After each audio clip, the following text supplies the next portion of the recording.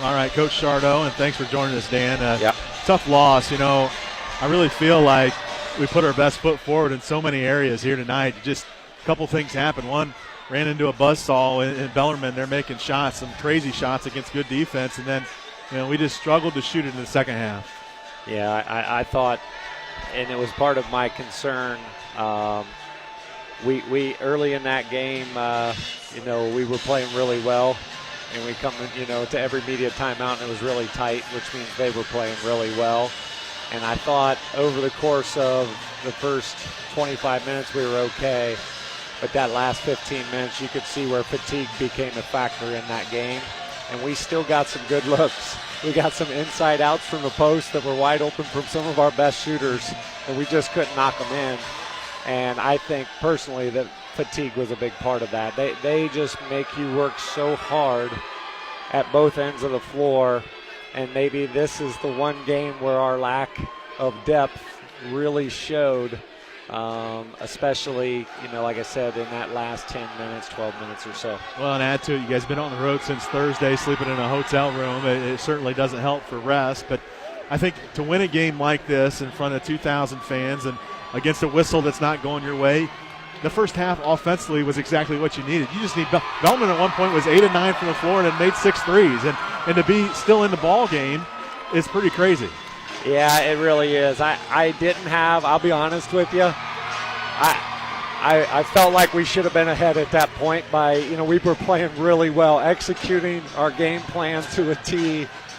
They were making tough shots, some clean looks, but some tough shots as well. And obviously Al Davis had a tremendous game, for them, the left-handed point guard for them, and Troutman's been on a tear lately for them. And, they're just really, really well coached, play with unbelievable energy. They're 45-1 in their last 46 here in this building with an overtime loss to the eventual national champion. It's a tough place to play, obviously. I thought we came out, and I'm proud as can be of the Findlay Oilers here today. I thought we came out and played our hearts out. They were just maybe the better team today. I think, their depth maybe showed improved to be the difference here tonight. Yeah, and your guys laid it on the line, and I would echo that statement. Everybody certainly should be proud of the orange and black in this great run. And 2 seniors going to end their career, Ricardo Smith and Tyler Stern-Tucker, and you can kind of see it.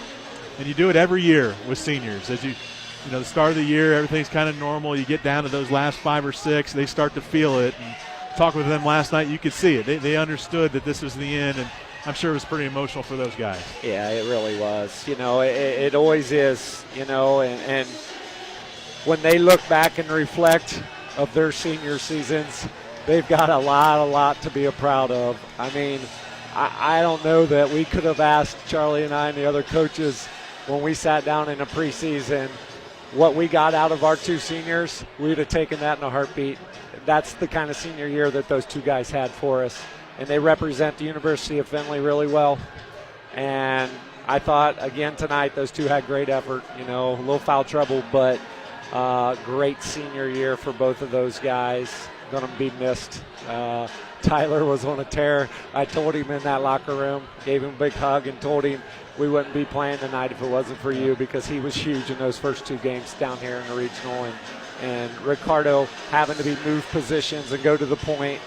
It was huge. Both those guys were huge all year, and really proud of them. Yeah, certainly. And before we get out of here, do you want to talk about something that certainly I got to believe is a positive for this team is you got a lot of guys coming back, and you guys had to sit there right in those chairs and watch Rusty Smith and the boys raise a trophy. And certainly I know you never set a goal of winning a regional, but certainly you got to feel like we got a good team coming back. We do. And